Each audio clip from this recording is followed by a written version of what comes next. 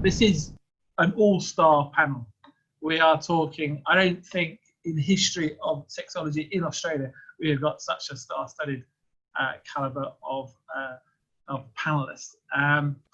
As well as Cam, who we've spoken about or spoken to over the last 40 minutes. We also have Kath Ebbs. Kath is awesome. We had a great session today earlier on. She is a presenter, model, actor, content creator, all-round awesome person. So she's, hi, how you doing, Kath? Also part of the Lovehoney family, the one and only Chantelle Otten, live from France. She hasn't come back just yet. Thank you. I'm here. Chantelle has been our sexologist for over a year now. The content she does, the way in which she works, her team and Lovehoney team are intertwined, and it's great to have you on board all the way from Europe. So thank you for joining us again. And last but not least, thank you. The wonderful Bryony. If you ever need to talk sex tech, she is a global authority on that. Happens to be a great friend, but also brilliant what she does. She runs the futureofsex.org, brilliant podcast, and we did the Melbourne Sex Hackathon recently as well in February, and yeah, awesome. So this is our star-studded panel. I'll ask the questions and you guys get stuck in. So first question up on today is we're going to try and how to find your sexual happiness. So first question to everyone, and we'll leave with Bryony. What advice would you give for finding sexual happiness? Oh, I like this question a lot. I think the first thing you need to do is just take a step back from your brain, right? We have a ton of shame in our heads, even if we're on this call and we think we're sex positive, we're talking about all these cool things and anal penetration with Cam and awesome stuff. Take a step back and open your mind a bit more. I think being open to new things is the best possible way to, find your sexual happiness, especially during this time in lockdown where I am in Melbourne, is like taking the time to really kind of push your edge and figure out what's something different that you've always been like, nah, I'm not going to do that. And being open to that. That doesn't have to be with anyone else, but I think that's sort of been such an interesting journey of my own as well. It's just like not, what do they say? Don't yuck someone else's yum. And sort of just go on a little exploration journey about things you may not even thought of before. So that's where I'll kick it off. Hunt it to someone else over here. Broad opening there. Yeah, I'm happy to take this one. I really think from not only a personal perspective, but from a professional perspective, don't assume that what everyone else is doing is the way that you have to do things. When it comes to sexuality, it is diverse. There is no normal. So whatever you're doing, as long as it feels good and you're finding pleasure and sensation and sensuality in it, go for it. You don't need to have penetration to have a great sex life. You don't even have to have orgasm to have a great sex life. I think that the main thing is you need to go in there and go, this feels really right for me. Chantelle, that reminds me of one thing I heard was normal's just a setting on a washing machine. There is no normal, Yeah. Like what is normal during sex? It's a mindset. Yeah, Absolutely. I think on that note as well, it's like when you eliminate this like whole idea of normal or what it should be like or what you should feel and the way you should act, and when you start to debunk all that, and I think that also ties into the shame notion behind sex, especially for women, you will find your sexual happiness because it will be painted in whatever color fits you. This is essentially about dismantling all these stigmas that we're like placed upon us, and once you dismantle those, you will inevitably find your sexual like happiness, because it will be like true to you. Yeah, I'll chuck something on that as well. Amazing. Another log on that fire is like to normalize conversations around sex as well. Like a lot of people just aren't open to like just exploring the conversation, let alone exploring the act itself, right? Instead of thinking about curiosity in terms of like a physical act, just have that curiosity, just even have that conversation, like, hey, is this something that you'd be open to doing, or is this something that I'd be open to doing? Can we maybe even just talk about this and have a bit of a conversation about it, and just have more of those little conversations and just start to normalize that throughout the day, rather than making it this big thing that that can be a bit daunting and overwhelming. Yeah, totally. Oh yeah, conversations are like the gateway to good sex. Right. Absolutely.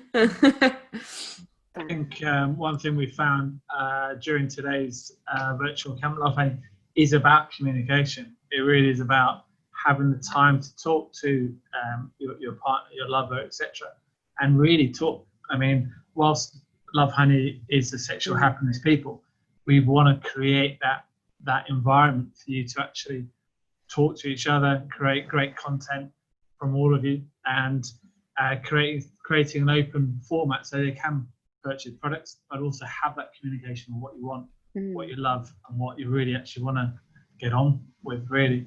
So that leads you on to the next question, which I'll chat to Chantelle. What tips would you give in introducing toys into a relationship? Well, I mean, it kind of just comes back to what you just said around communication. And when we talk about that, we're not just talking about with our partners, we're talking about also asking people that we trust, maybe even professionals like everyone on this panel, you know, what can I do to really expand? What can I do to have more fun? If we're talking about sexual happiness and introducing toys, we actually have to do a little bit of exploring, a little bit of that you can spend deep diving into Lovehoney to look at the different types of products. But actually listening to what the experts are saying is a really good thing. And if you want to bring them into the bedroom, just say to your partner, you know what, I have something new that I want to try, and it's a little bit different, but you know, I found this toy, or I saw this toy on Lovehoney or on, you know, one of our Instagrams, and it looks really fun. Would you be open to giving it a go? And if they decline, I think that that's also something that we see quite often. I wouldn't take it as a no forever. I would take it as a no for now, but it is something that you do need to unpack with that person. But also build your own toy box for yourself. There's so much joy that you can have with having a little box next to your bed that you can open and have solo pleasure with. I love that idea of like, as you were saying, Chantelle, like bring it into the bedroom, like actually physically have this conversation before you're in the bed having sex, you know, and then whip out the toy. It's like, that's the wrong move. Like if you want to introduce a toy, you don't do it when both of you are naked.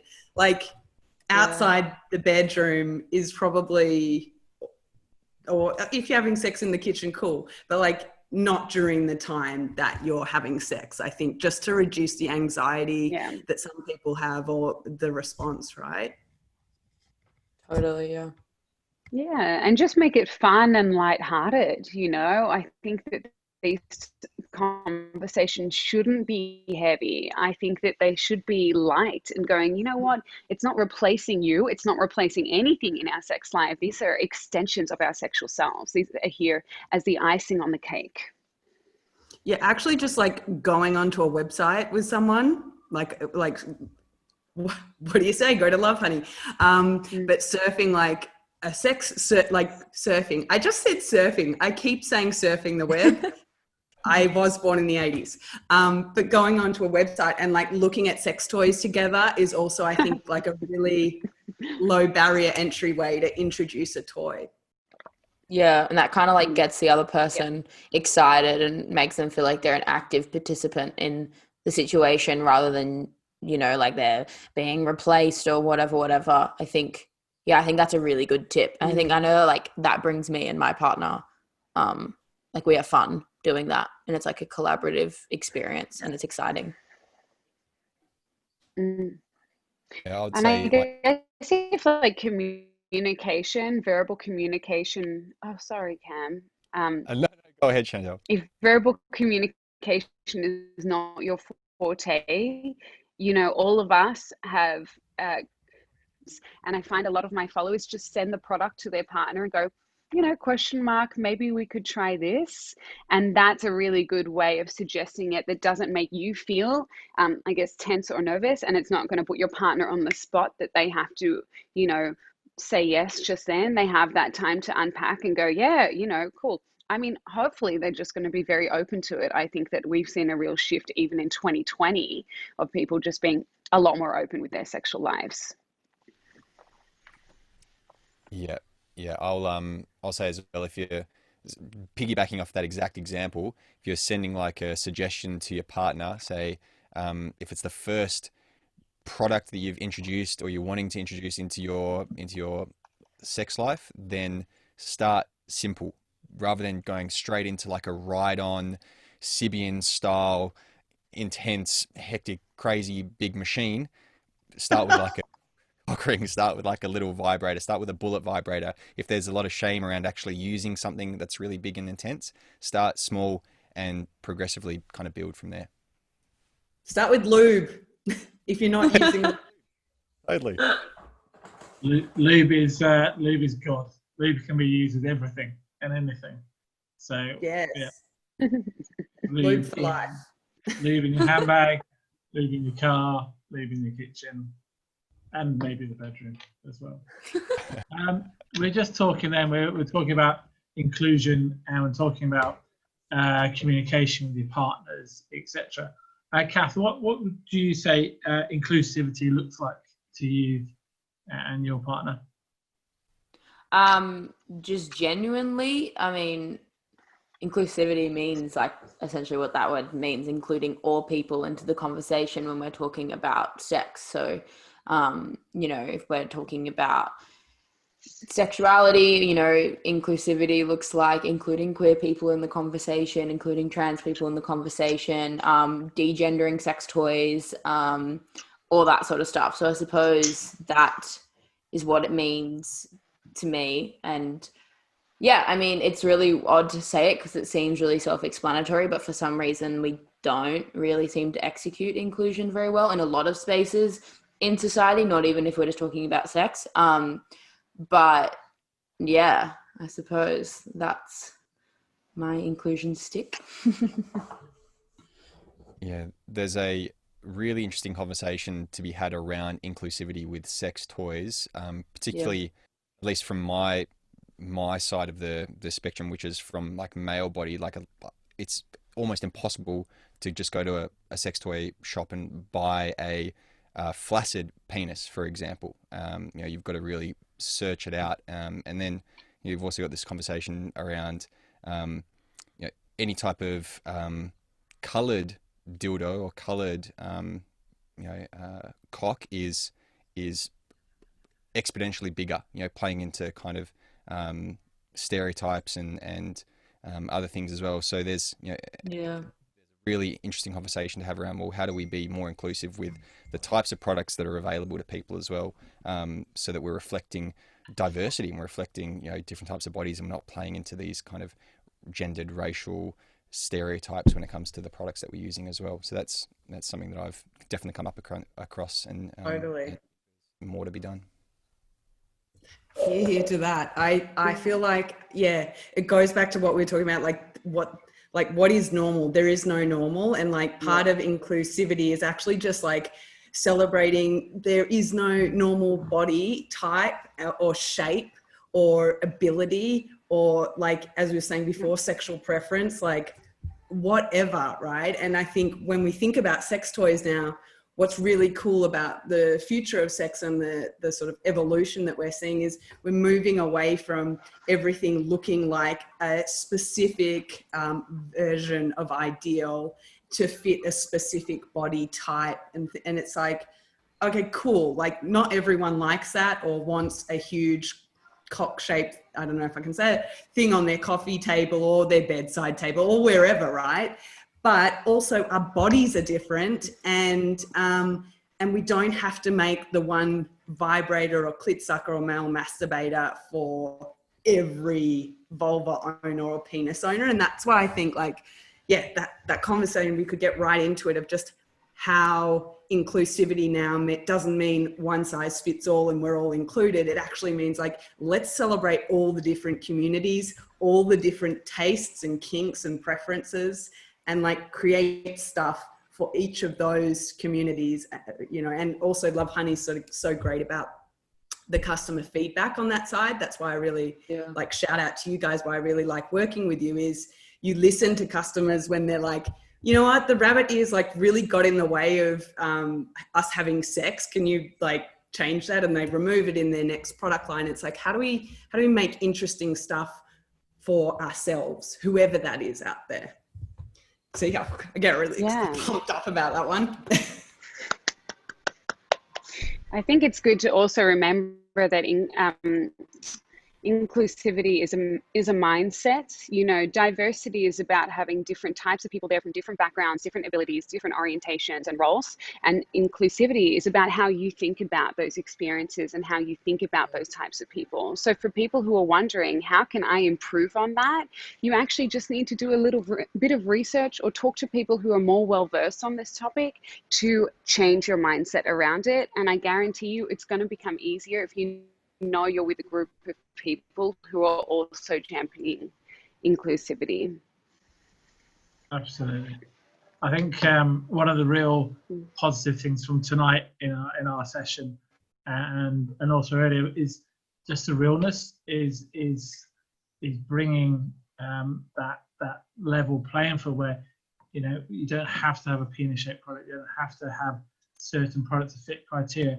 And to create that inclusion, to create that normalization. Like AJ before, she was just really just passionate, just bang on the money. And today with Kath earlier as well, and with Bryony and Georgie before, it was just, you know, so empowering in presenting real content and real communication. I mean, flipping that around, what would you say? I'll put this to Cam. The most common sex myth you've heard. So we've had some real passion today, and all you guys are absolute experts in your field. But Cam, what would you say is the biggest kind of sex myth you ever heard? Well, the one that I come up against the most is that men are sex crazed, high libido, simple, Neanderthalic type, you know, monsters when it comes to their sex life and their sexual expression and the way they want to be with themselves and with their partners. And so, you know, the depth and the desire that men have for emotional connection and intimacy, and to want to explore other things other than, you know, just penetration and that kind of quote unquote missionary style way of being sexual, like, is so profound. Like, guys want way more than what they're being told they should with regards to their sexual experience. So that's the one that I come up smack bang in the face every day I do work, is that, you know, guys are just supposed to look this exact way when it comes to their sexual expression. And it's just not true. It's just, it's a massive stereotype and it's a massive myth, and it needs to be busted. Yeah, totally. I think one for me that I think of is like, you have to have an orgasm. And it's like, yeah, orgasms are great, but it doesn't mean that if you haven't, or if you're like, I feel like there's like this pressure to like reach climax during intercourse, that it can sometimes actually ruin the whole experience. And like, if you get there, amazing, but if you don't, it doesn't mean that the whole experience is a write-off. You can just enjoy the intimacy and the touch and the pleasure of like whatever's happening in the interaction, without this pressure of being like, I have to climax. And also this pressure as well sometimes of like,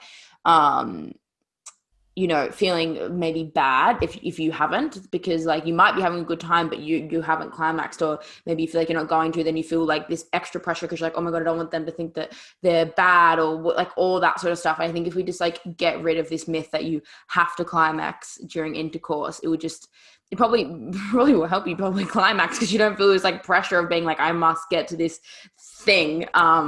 Yeah, I think that's probably one of the biggest myths that I can think of. And I feel like as soon as I changed my own perspective on that, it made sex so much more fun. Yes, definitely. Yeah. Same. I kind of remember I used to apologize if I didn't have an orgasm. And I'd be like, oh, I'm sorry. And then like I caught myself, but also my boyfriend was like, why? Like, did you have fun? But I think if you are feeling, you know, as I did, a little like insecure at the start, it's like, cool. Then you, again, comes back to communication. Then you're communicating, being like, oh yeah, like, oh yeah, this is cool. Like we can still like just have fun. I was going to just tap in with one of the biggest sex myths that impacted my life for like a good 2 decades was virginity. That is a myth. That is the biggest myth of them all. Like when, especially damaging for vulva owners, like purity culture taught us all, you know, sex education when we were growing up. Oh, you bleed when you have sex and your hymen will break. What I call BS on that, first of all. Yeah. P and V, I always forget the acronym. It doesn't mean your hymen has to break. And also like it's just the biggest myth there is. It impacts everything as you go about your life, thinking like, oh, if you then have a first time, that then you're suddenly impure if you're not married, or even if it's not coming from that religious background. I still think we hold on to this social construct, especially for vulva owners, that something irrevocably changes about yourself once you have sex. And I'm like, if we could just take that myth away and give kids a sex positive education about sex, like how much would change, how much slut shaming culture would change, and even like the impact of like the way we dress and things that is just total myths in it. I'll put it in the nicest way. Yeah, I also think on that note too, sometimes there can also be this pressure to lose it, and it's like this like fine line of like, you know, slut culture, as well as like, don't be, you know, you get to a certain age when you're a teenager and like, oh, I shouldn't. And also it's like this weird thing, because virginity is such an odd concept too, because like, what about queer people? Like, what does that mean, that like we're all virgins, like, you know? And like, I even know me, like my hymen broke before I had sex, and some people like don't, and like there's just totally, that is, it's so wild to me. What about oral sex? Right. And it's just, it's such a silly concept. And I feel like as well, like virginity or like having sex for the first time, every time you have sex with a new person, it is like having sex for the first time again. You're exploring each other's bodies. You don't know what each other likes. You're a bit nervous. You're literally just having sex for the first time over and over and over again, which is another reason why virginity is like the dumbest concept, because it's not like you have sex once and you're like, sweet, now I know what to do with every human. It's like, no, you won't. Exactly. Absolutely. I think it also, oh, sorry. There's a bit of a lag with my Wi-Fi. I'm so sorry, everyone. I think it also goes back to the fact that there is the myth that penis in vagina sex is successful sex. And of course, there is the one that if you have to have a flaccid penis to be able to have great sex as someone who has a penis, and to be able to have an orgasm. And that's not maybe just a myth, maybe that comes down to education. You can have an orgasm with a flaccid penis. You know, for all those people that struggle with erectile dysfunction out there, you can still have a really pleasurable time as well. And if we are focusing so much on having the P in the V, then what about LGBTQI?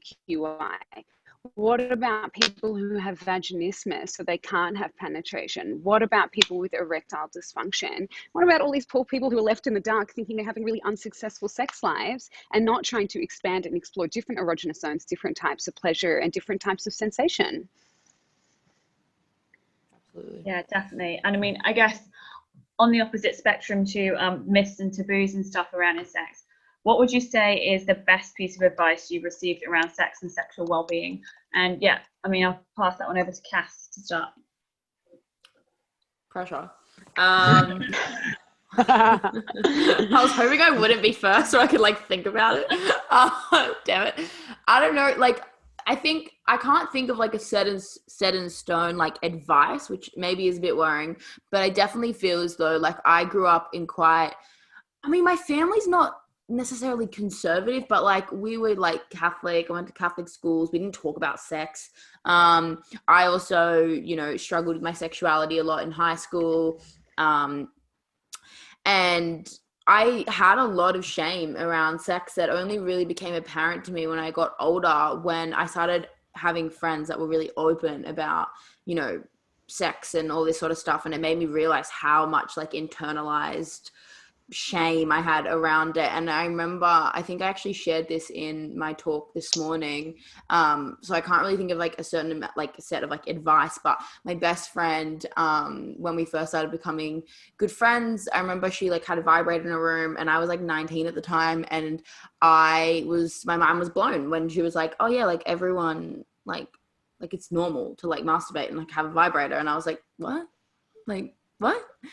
And she just taught me everything I know. Like, she took me to a sex store and she was like, this is normal, like, because I was like uncomfortable, like, so yeah, I can't really think of like advice, but the way that she spoke to me about sex, the way that she opened up my world and really like, yeah, just like and it honestly was a ripple effect, like from the interaction that I had with her that day, and then like obviously ongoing because we're like really good friends. It just made me like started reading things, I started following pages, I, you know, came out, like, yeah. So I can't think of set in stone advice, but definitely my interaction with my bestie, and yeah, I think that was like very profound in like my sexual exploration and yeah, that's my answer to the question. Yes. It's like, find a friend that's going to tell you to masturbate.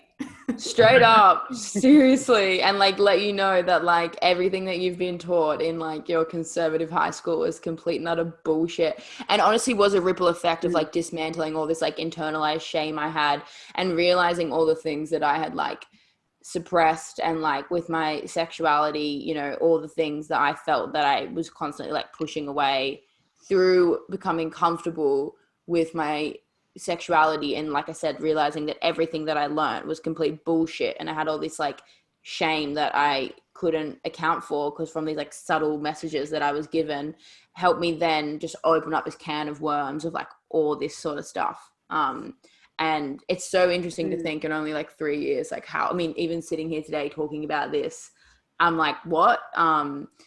And like in a queer relation, like, you know what I mean? I just feel so much like happier, and it's definitely from just like dismantling society's shackles, to say the least. Yes. And now you're doing it for other people, which is incredible. You're sharing the message. Thanks. And that like the ripple effect you were talking about, Kat, like that doesn't end. Like I feel like I still am like unlearning stuff or figuring out, oh yeah, I'm really like, I've got some hang-ups around that. You never, maybe Chantelle has it all figured out, but like, No. I don't know if No, you ever I stop think learning about like what you like. Yeah. I think that goes back to like the advice that I was given, and the advice.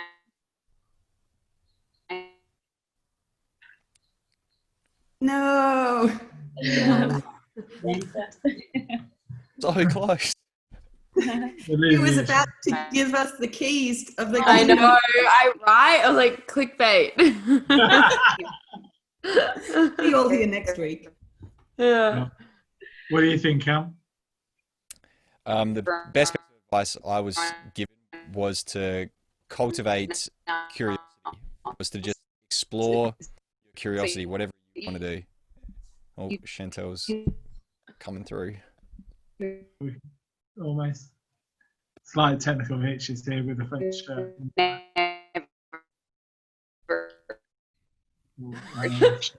She sounds like she's not in France. She's on like Jupiter. Yeah. Yeah. No, Chantelle, come back. Okay. All right. Cam, could you Process, speak to us Cam. again?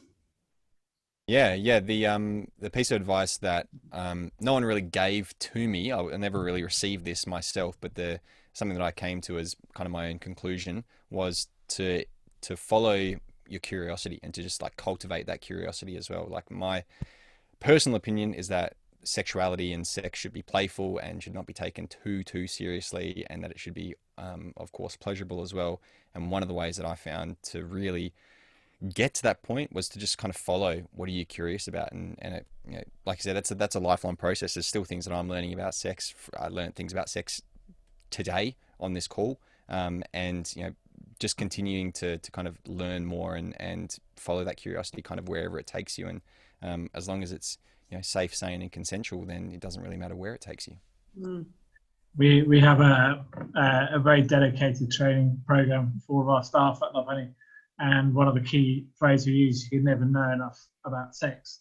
And even having done this for too many 15 odd years, I walk through the warehouse and I'm even taken aback, going, "Wow, that's amazing!" I'm not even, what do we do with this? And you can never ever know enough about sex, really. Just before we come on to our last couple of questions, big shout out to everyone watching at home. Ask questions. We've got a few questions left from Tash and I, but ask questions. This is the All-Star. This is the Harlem Globetrotters of sexology and sex coaching. So if you want to ask a question, now is the time. My question to everyone, easy one and a cracking one. What is your number one toy and why? I'll go to Bryony on that one. Well. Let me see. Let me see here. You can't go past a clitoral suction toy. They're so I didn't good. even. I said they're so good. They're so good. I mean, trust us, but also there's like some really cool research that came out about, yes, you would hear about women experiencing an orgasm in like 60 seconds, but the research around multiple orgasms was really cool. So most vulva owners that use this, 75% will have multiple orgasms. Like you can sit there all morning, all afternoon. It's the best. And it uses, like, for those guys who've never seen this before, it's the Womanizer Pro 40. It's a clitoral, I think they call it suction vibe, but it uses air pleasure technology. What a great name. And it just is like air pressure pulses, and it will only go on when it touches the skin. It turns off. It's pretty quiet if you've got housemates or you're in a dorm or something, which is also a bonus. And it just rocks. It's like, it mimics the best oral sex you've ever had. People call it the orgasm whisperer for a reason. So that's my fave. That is exclusive to Lovehoney. Just as a side effect, by the way. But I think it's $149 as well. Perfect. Cam, what's yours? The best toy that I've come across, and the one that I use as often as possible, is definitely the one I was showcasing earlier, the vibrating remote control prostate massager. We're talking about multiple orgasms just then for vulva owners, multiple orgasms for male body people with prostates. This was next level when it comes to helping me and the guys that I've recommended this to achieve multiple orgasms, and hands-free as well. Like, that's just the bee's knees as well, not being able to like worry about moving it around and doing things with it. It was just next level when it comes to and then even with it being hands-free as well, using it with a partner was fucking awesome as well. So excuse my language there, but getting a bit excited about it. But it was definitely highly recommend, and that's my all-time favorite so far. Good choice. Yeah. What's yours, Kath?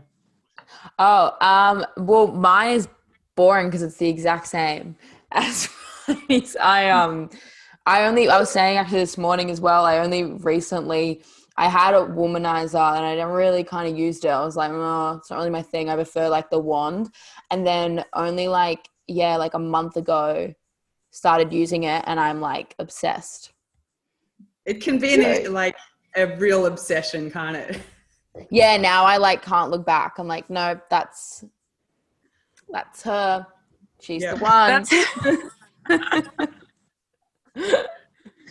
So yeah. And Chantelle, what's your favourite toy and why? Look, I'm going to try and get this in before my French Wi-Fi drops out again. Basically, my new favorite is the rabbit that you sent me a month ago. It's the Greedy Gal. And the reason why I like it is because it's versatile. So I can use it, yes, on myself, or my partner can use it on me. Or you can use it in different holes as well. It can go in the front, it can go in the back, and the rabbit ears, they just sit in different spots. They don't have to sit on the clitoris. You can also use it as a wand to use on the underside of a penis to just add that extra type of stimulation. So using it up and down while you are giving someone with a penis oral sex is a really great way to go. And I also think it's really wonderful for those who are in the disability world, because it does the work for you. Because the internal G-spot moves up and down, if you're using it inside your vagina, that person can actually lie on top of you, and it essentially has sex with you for them. So if you're having someone who has challenges, who maybe has erectile dysfunction, then it's a really good tool to use on their partner to allow for that sensation to be there and for them to still be part of that erotic process. Yeah. Cool. Well, I'm going to throw to a couple of the questions in the Q&A now, because I'm just aware that we're running out of time. So first one I've got is, how can I help my male partner gain more confidence in the bedroom? Cam, do you want to take that one? Yeah, totally. I get asked this question a lot, and one of the best pieces of advice that I was given that I will relay here is celebrate his sexual wins. So celebrate the wins that you're having together sexually to begin with. Like, say, if whatever you're enjoying, celebrate that, and then from that space say, hey, I'd love to to do this, and maybe to introduce that, or to maybe explore this. Loving particular thing, would love to experience more pleasure with you. Celebrate first, and then from there start to build, and give him space to kind of process that as well. I find a lot of times when, especially heterosexual couples, when the female in that relationship is trying to get the guy to kind of come out of his shell a little bit, we'll ask him a question, we'll ask him to share, we'll ask him to open up, and might have like an answer in her head already of what she wants to hear from him in terms of opening up, in terms of what she wants him to say. And having that pre-existing answer, and then maybe not getting what they're expecting from his opening up and his sharing, can create like that conflict and that tension of being like, oh fuck, you shared this, that was not expected, I didn't like what I heard, and can kind of end up stigmatizing his answer, stigmatizing his vulnerability, which will shut him down even further. So just give him that space to open up, to the beautiful analogy is to send the bucket down the well. Give him that time to send the bucket down, to bring up whatever comes to the surface, and then give him time to send another bucket back down as well. So time and space, and have that positive reference, that positive frame of mind, and celebrate those wins to begin with. Cool. Yeah. So I guess what you're saying, Cam, is it all comes down to language as well. So making sure that you're not having these conversations with any types of criticism or contempt. And I guess putting yourself in their shoes. What would it be like if you weren't able to, work in a sexual way, or if your confidence was low? How would you want your partner to interact with you? I think that it's very important to make sure that you are able to empathize with what that person is going through, and to not make the situation worse by trying to push them in a certain direction to be a certain way for your standards.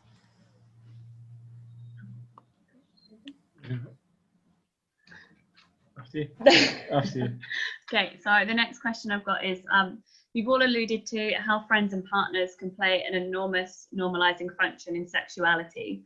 Can you talk about a person who changed your approach to sex and your sexuality in a profound way?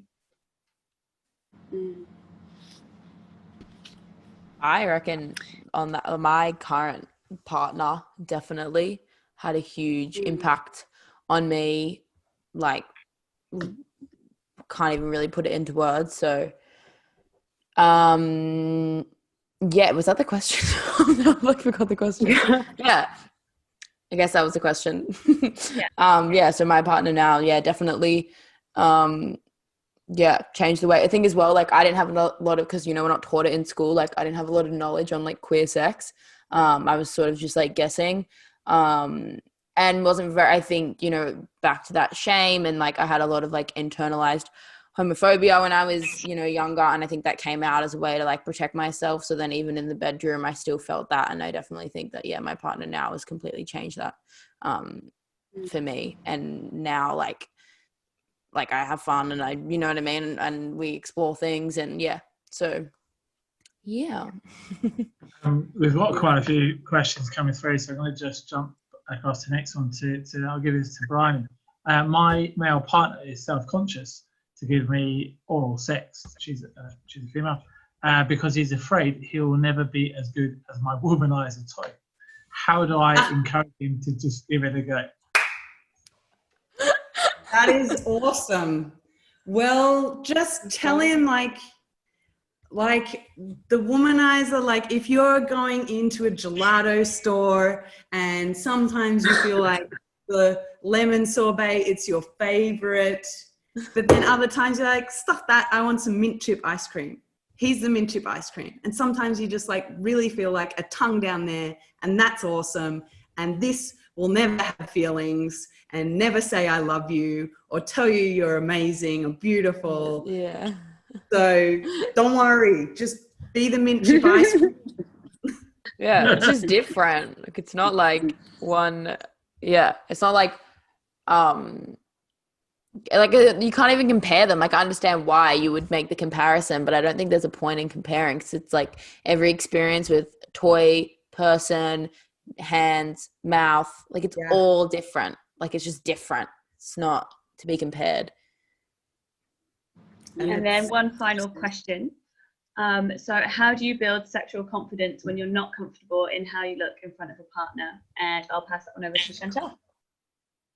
Yeah, I mean, this again just comes back to chipping away at the block, it takes time. I think that you're holding yourself to an extremely high expectation, and I think a lot of people are holding themselves to a high expectation. So remembering that you can never also assume what your partner likes as well. Maybe they just love you and the body that you're in. I'm assuming they love it. So your feelings around them maybe looking at you in a certain way or judging you is not valid. It's about you and what you're feeling on the inside. And I think that what we need to do is every day probably wake up and go, okay, I'm either feeling really good about myself, or maybe I'm feeling a little bit flat, or maybe I'm not confident about this certain thing, but I'm still worthy. I'm still worthy of being naked in front of my partner. I'm still worthy of being naked in front of myself. And I'm still worthy of taking the actions and the steps forward to getting to a place where I do feel good about myself. So never give up on, I guess, pursuing that peace of mind, and I guess pursuing gratitude for yourself and presence within your own body, because it does take people years to get to a place that they might feel happy. And for some people, unfortunately, they might never get to that place, but it doesn't mean that they should close off from other people who actually love their bodies and love the person that they are. Do you want to talk about that? Yeah, so I just want to first of all say thanks to all our panelists. And before everybody leaves, and before we do a kind of roundup, just to let you know that there is a survey that when you log out will pop up. So we'd love for you guys to all fill that one in and just let us know what you thought about the event today. And anyone that does fill that one in will get be in with a chance of winning a $200 voucher to spend at Lovehoney. And you can also get a 20% discount off at Lovehoney. So the discount code will be on there for you to take from there. So I just want to say a massive thank you to our all-star panel. You are all part of the Lovehoney family. We are absolutely, truly honoured to have you speaking to our customers. You have been just awesome, and to AJ as well. the content tonight. I hope our listeners, our customers have enjoyed it as much as we have tonight. It's absolutely been brilliant, and we love you all totally. And us. Thank you so much for putting this on. What an experience. I'm sorry Yeah. that I was in and out, but I enjoyed every single second of it. I thought it was so fun and such a great team, such a great family. Why do I say team? It's family. Part of the family. Thanks so much, guys. I gang. love chatting with you. Yeah, it was fun. And Cam, great to have you involved, and Kath, it's been an absolute delight working with you today. Until our customers, I just want to say this lady has put this all together, Tasha, and Britt, who is behind the computer in our office moderating all the questions, as well as Paige, as well as Amy and Annie. This is the Lovehoney team that I've put this together, and I'm so proud of them. And thank you for being our customers. Thank you for spending the time with us tonight. And on behalf, this is lovehoney.com.au. We are the sexual happiness people, and have a wonderful sex life and night tonight. Thank you. Hey.